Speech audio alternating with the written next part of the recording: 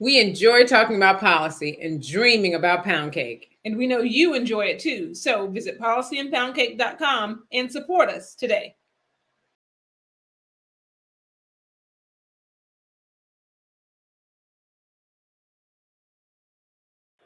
Hi, I'm Dee Dee Bass-Wilbon. And I'm Dina Bass-Williams. And we are the Bass Sisters.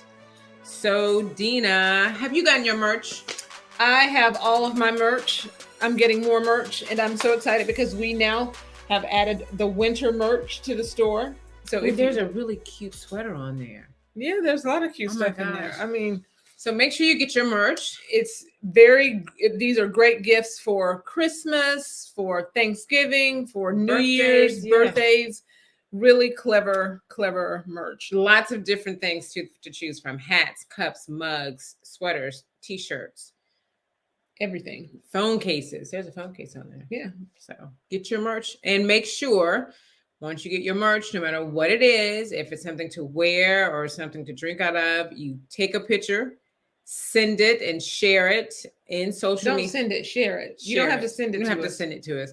But share it in social media and tag us, please, so that we can Policy see. and Pound Cake. Absolutely. And on Twitter, it's at Policy Pound Cake. Because you can only use 15 letters, whatever. That'll change soon. So, Dee Dee, you gave a wonderful speech last weekend at the Maryland Federation of Republican Women. I did. It's always so much fun to be with our MFRW friends. It is. I had a really good time. So, ladies, thank you so much for inviting me again. I enjoyed it. It was a wonderful evening, and I look forward to hanging out with you guys again soon. Yes.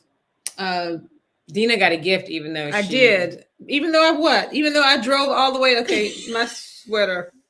We're just going to pretend that this shawl is doing the right thing because it's weird. Because you try to fix it for me. Okay, because you just bear with us. Bear with us for a second. We can talk and fix it at the same time. Yes, we can. So it was. But Dina got I got a scarf because I drove all the way to Ocean City, but I started off the morning with you driving to Delaware, and then I drove all the way to Ocean City. I think it was fair from Diana Waterman, president of the Maryland Federation of Republican Women, to give me a scarf. So thank you, Diana. So that's good stuff. And we also have some news.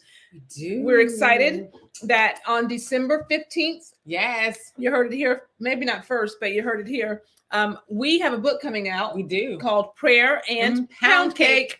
And you can go to prayerandpoundcake.com to subscribe so that you can be on the list so that when it actually launches on December 15th, you will be notified. You'll get the tour dates and all of the fun things that we're doing with this book, Prayer and Pound Cake. And it's just the first of many, so stay tuned.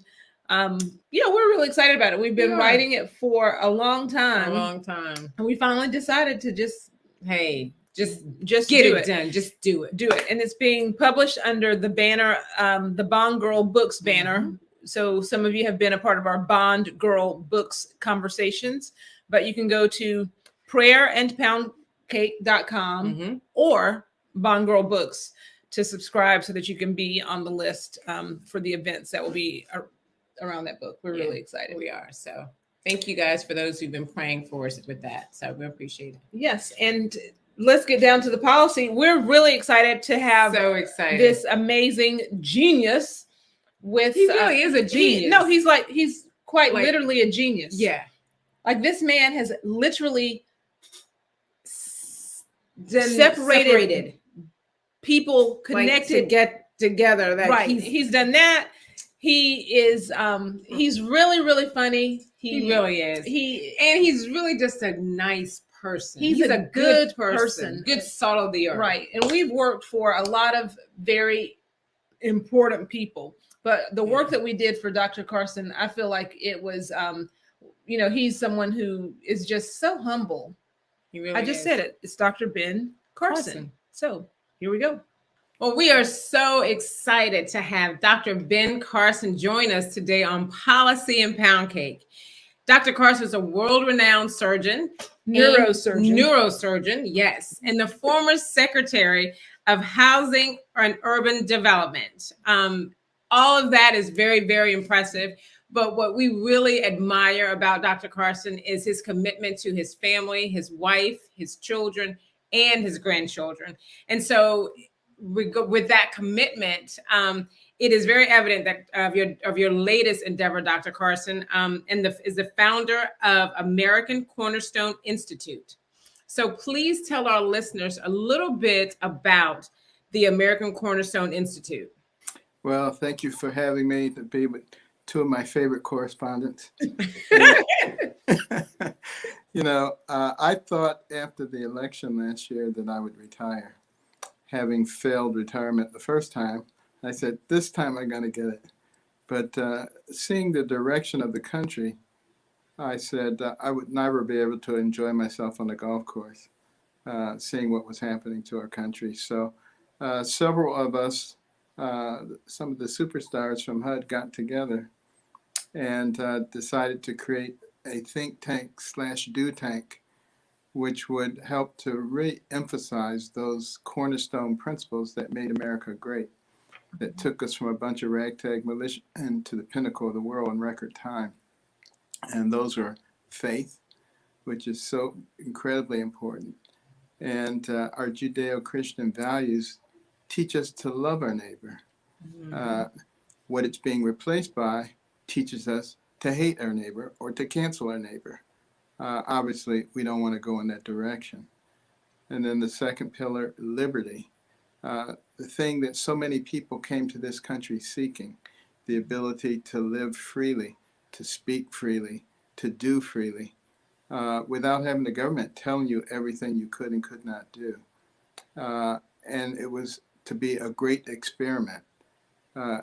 Would it actually be possible for a country to be able to maintain itself being people-centric rather than government-centric? That experiment is still going on. We have a severe challenge to it right now, but we must continue to fight that good fight. And as Benjamin Franklin said, as he was leaving the Constitutional Convention in 1787, and a woman said, "What do we have here, sir? A monarchy or a republic?" And he said, "A republic, if you can keep it." This is our challenge now. And then the next cornerstone is community. The ability for people from different backgrounds, different belief systems to work together, to create synergy. That's what made us really strong. That's why we're called the United States of America. And then the last one, but not the least, life. From womb to tomb, the ideal of honoring and respecting life. And as we've moved further away from that, we've moved further away from honoring and respecting each other. And we obviously need to bring that back as quickly as possible. And then there's a children's component called Little Patriots, because so many of our children seem to be learning things that are not conducive to patriotism and to pride in their nation and in themselves. And the Little Patriots program is an online teaching program, K through 5, free of charge, by the way. Let me emphasize that. We have underwriters who have underwritten it. And interactive teaching program, very, very entertaining, but teaching at the same time. I would recommend it for adults as well. Excellent. And, we signed up for the Little Patriots program. We love that. My granddaughter is coming over this weekend. One of our granddaughters is coming over this weekend. I can't wait. She's a kindergartner, new in kindergarten. Can't wait to go through the kindergarten program with her. But we want to share just really quickly a clip from one of the videos on your website, which we love. We can see multiple examples of unity or lack of unity if we look at our American history. One example is the Civil War. In 1861, the United States was divided into northern and southern states. The northern states, also known as the Union, believed slavery was illegal and wanted to abolish slavery throughout the country. The southern states, also known as the Confederacy, wanted to keep slavery. They relied on African slaves to farm their cotton and tobacco crops. The the North and South could not reach an agreement, so 11 southern states separated themselves from the United States to form their own government. As a result, the northern and southern states went to war with each other over slavery. This war was called the American Civil War.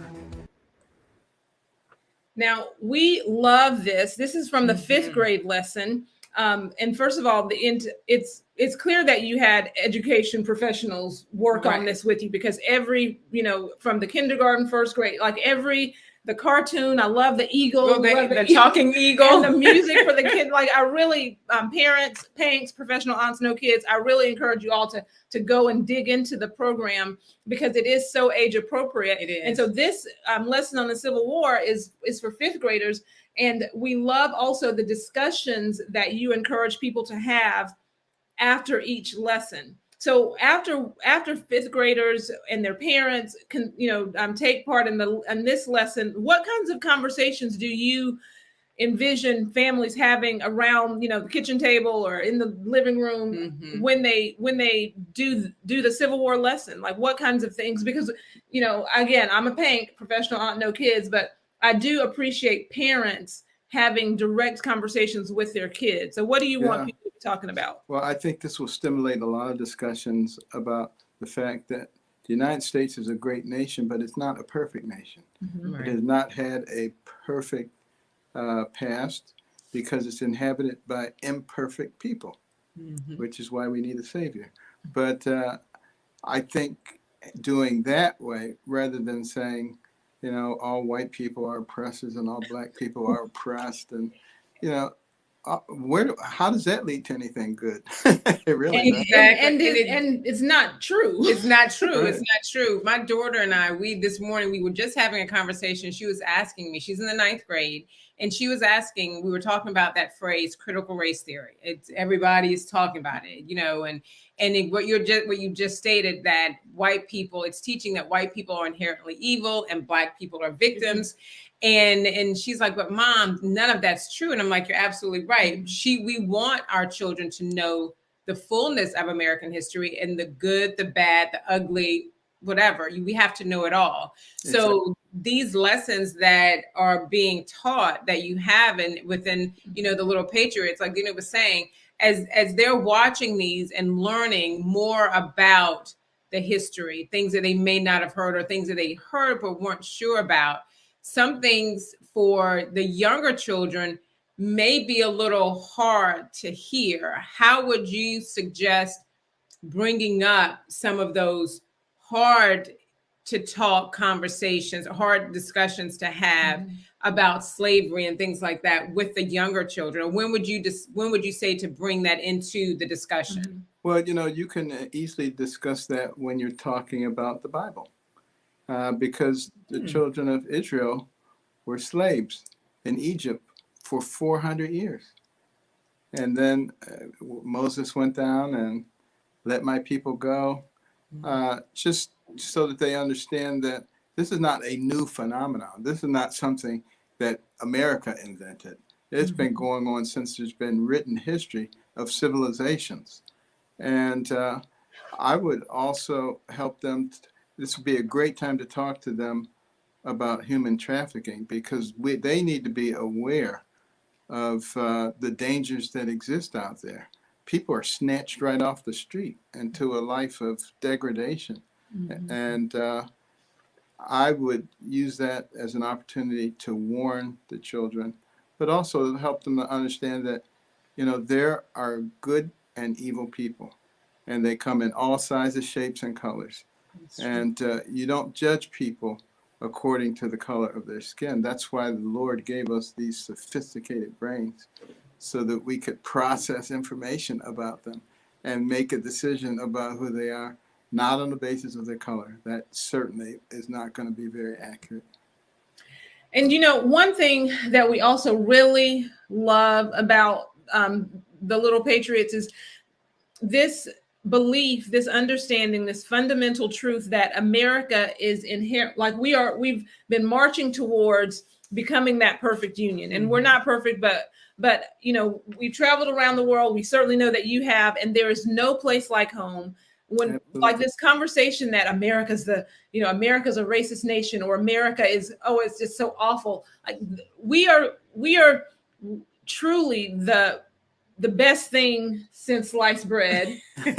We in America, we have, like, there are so many opportunities, and I'm so excited that you have created a platform that begins to teach young kids not to hate America. That they're like, it grieves me when I see the conversation, when young people actually believe this narrative that America is awful, and that there's no hope. I think of just like the hope, like your life story, our life stories. I mean, we have not separated twins at all at the head. We know some twins. You mean you guys weren't separated at birth? Sometimes people do think we were separated at birth. But the things that we've been able to do in this country never would have been afforded to people like us around the world. And so the blessings that we have because we are Americans, we want young people to understand that, but to be excited about it. And we're excited that you're doing the Little Patriots, but we want you to also start impacting young college age students. We feel like that community is also. So what do you have planned for college students? Because that we can't. I have one. We have to train them up. We definitely have to train them up, but we want to. Well, I would suggest that the college students go to AmericanCornerstone.org. We have a large number of conversation series there with important people in different topic areas, mostly hot topics of today, and also information about the Constitution, the Declaration of Independence, some of our founding documents, and things that help people to understand, I think particularly our college students, that if America was all that bad, why would people be forming caravans trying to get in here? Why would they be trying to come from all parts of the world down to the southern border? Exactly. Think about that. It makes no sense at all. None at all. You hit the nail on the head, as our mom would say. I don't understand. And the other thing is, you must recognize that there have been people who wanted to fundamentally change America. They don't like America as it is. But in order to fundamentally change it, you first have to create dissatisfaction with what we have now. Right. And hence the effort to drive wedges between people on the basis of race, age, income, religion, political affiliation, sex, you name it, drive wedges, talk about how systemically evil it is, and then people will want to change it.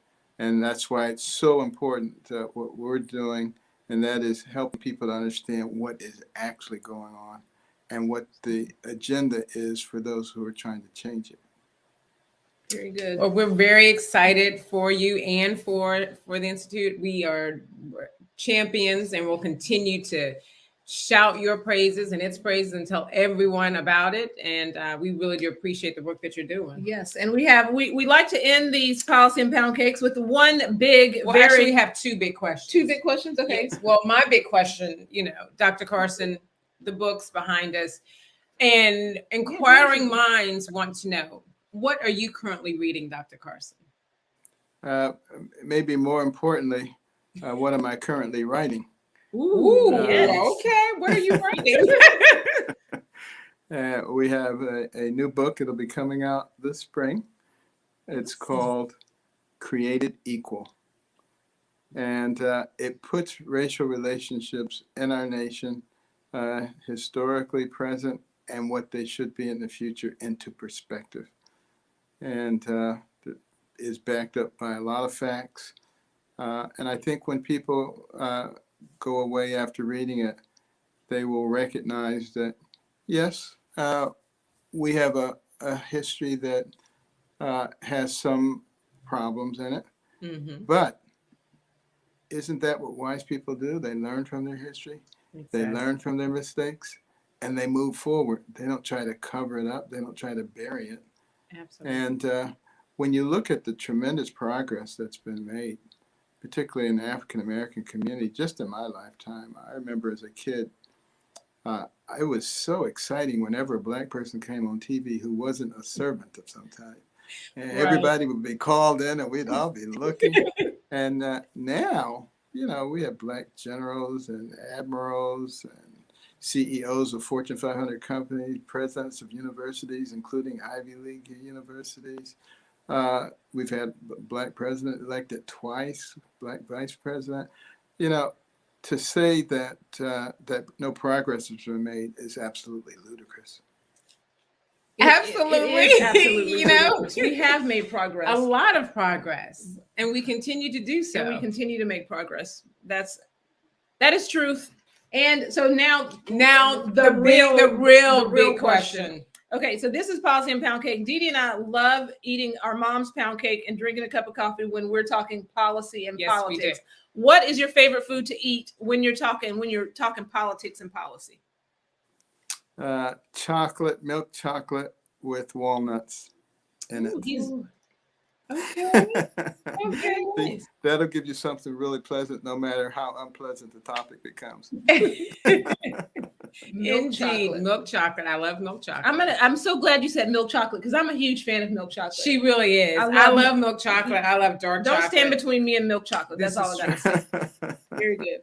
Well, Dr. Carson, thank you so much. We have really enjoyed this. And thank you all both for being voices of reason and voices of courage. We need as many of those as we can possibly get. Thank you. Thank you. He's really nice. He is really nice, and he's really smart. And his wife and his kids, they're just such good people. We really like him. Kids are awesome too. Cute grandkids.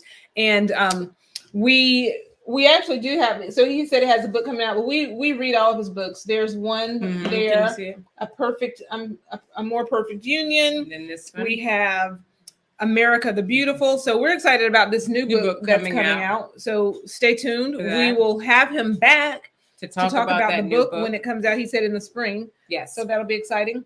And we'll also hopefully be talking about our book that's coming out as well. So we'll be talking about it here, but who knows? Someone may have us come visit them to talk about our book. Yes. So stay tuned. So again, if you want to know more about our book, go to prayerandpoundcake.com.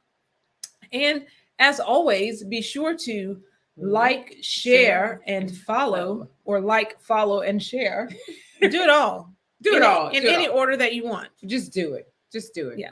Thanks for joining us, you guys. Have a good one. We enjoy talking about policy and dreaming about pound cake. And we know you enjoy it too. So visit policyandpoundcake.com and support us today.